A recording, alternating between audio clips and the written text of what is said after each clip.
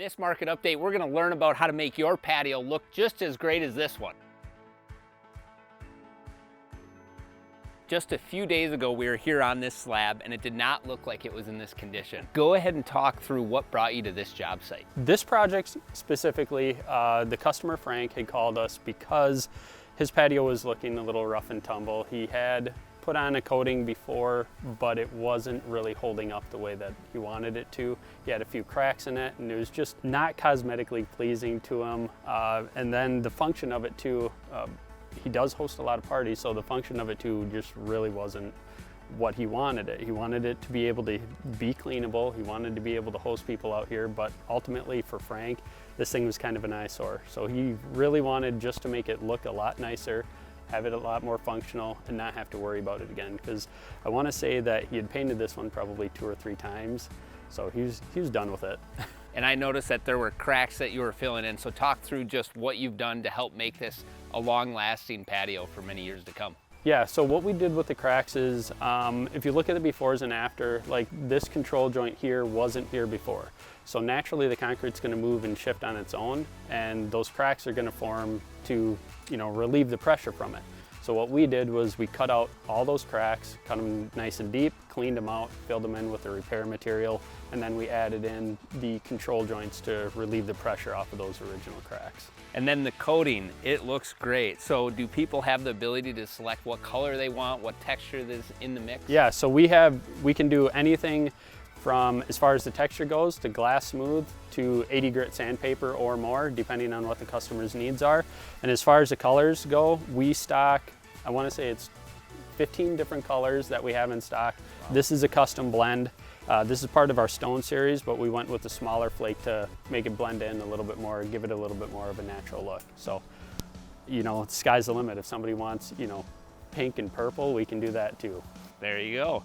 So I first got introduced to Paveman Coatings, 1, in a new location where you're at, and then 2, some great videos on Facebook.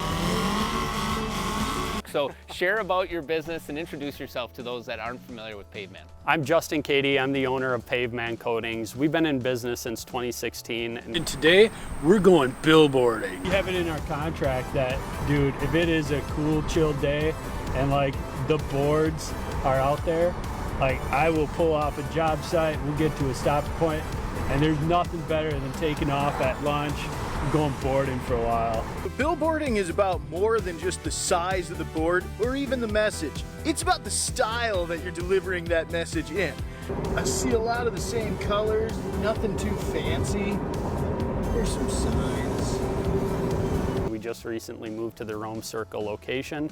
So as far as our business, we kind of got the start in concrete repair and restoration. That's really what got us started in this, is trying to find an alternative between repairing concrete and replacing it.